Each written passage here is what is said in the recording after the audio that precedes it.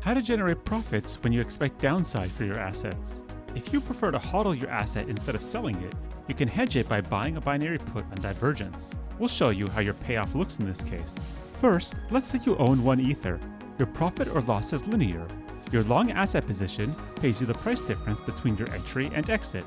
If you buy a shield token using a fraction of a stablecoin like Tether, you are buying a cash or nothing put. At expiration, if the Ether price is below your strike, you receive 1 Tether. Your profit in this case is the difference between 1 Tether and the premium you pay. Otherwise, you lose your premium. Now, let's see what happens when you long 1 asset and long 1 binary put. Suppose your binary put strike is the same as your asset entry price.